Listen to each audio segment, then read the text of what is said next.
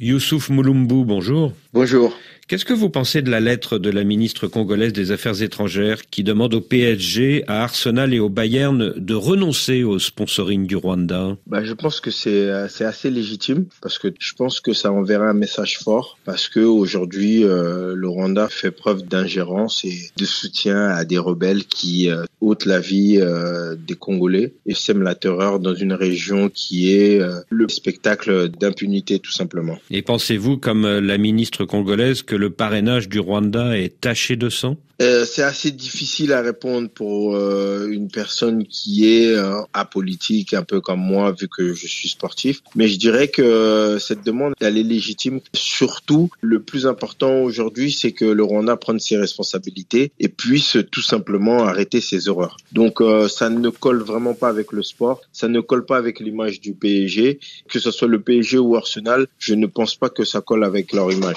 Vous êtes sportif, mais vous êtes aussi congolais. Vous avez été le capitaine de la sélection nationale lors de la CAN 2015. Évidemment, tout cela vous concerne.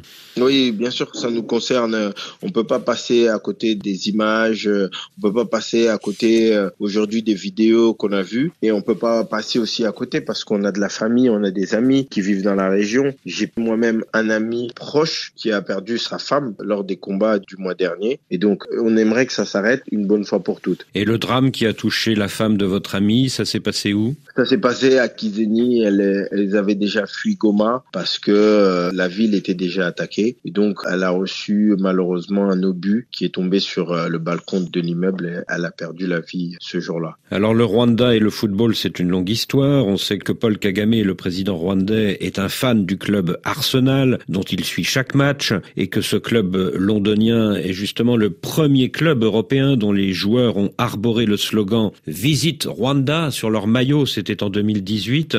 Quand vous avez vu cela, qu'est-ce que vous vous êtes dit? La première des choses qu'on se dit, c'est que le Rwanda se vend très bien au niveau international, mais les personnes qui sont spécialisées, les personnes qui sont autour savent très bien le mode de gestion qu'ils ont. Et sur ces derniers événements, on voit très bien que le Rwanda est impliqué dans ce conflit. Donc ça porte à confusion un peu avec ce qu'il propose en termes d'image à l'international. Et en 2019, quand le PSG a arboré à son tour un maillot Visite Rwanda, vous n'étiez plus au PSG depuis 10 ans, mais vous suiviez évidemment votre ancien club. Qu'est-ce que vous vous êtes dit à ce moment-là?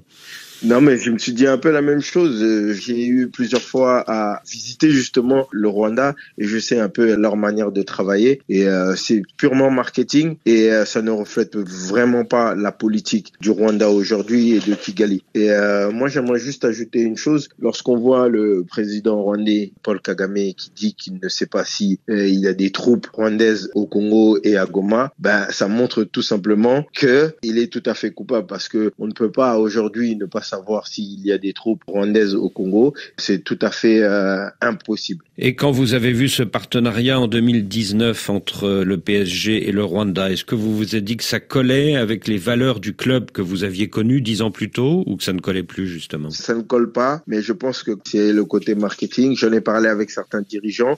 J'ai vite compris qu'ils ne connaissaient pas vraiment la situation. C'est pour ça que je le dis encore une fois, c'est assez légitime la démarche de la ministre de pouvoir mettre le PSG et Arsenal devant les faits accomplis. Alors pour l'instant, aucun des trois clubs concernés, Arsenal, PSG, Bayern, n'a réagi à la demande de la RDC. Pourquoi cette prudence à votre avis? Je pense qu'il va falloir aller plus loin, il va falloir peut-être insister et aller voir les dirigeants au siège et c'est une démarche que moi je suis personnellement en train de faire. Vu que j'ai toujours des liens avec le PSG, j'irai discuter directement avec Nasser pour lui expliquer tout simplement la situation parce que je pense qu'il y a une désinformation pour plusieurs de ces clubs-là et ils ne connaissent pas vraiment la situation qui est subite à l'Est. Donc vous avez envoyé un petit message à Nasser El Khelaifi, le président du PSG? Pas directement, mais j'ai quelques liens encore et puis je suis en train de tout faire pour avoir une réunion officielle et puis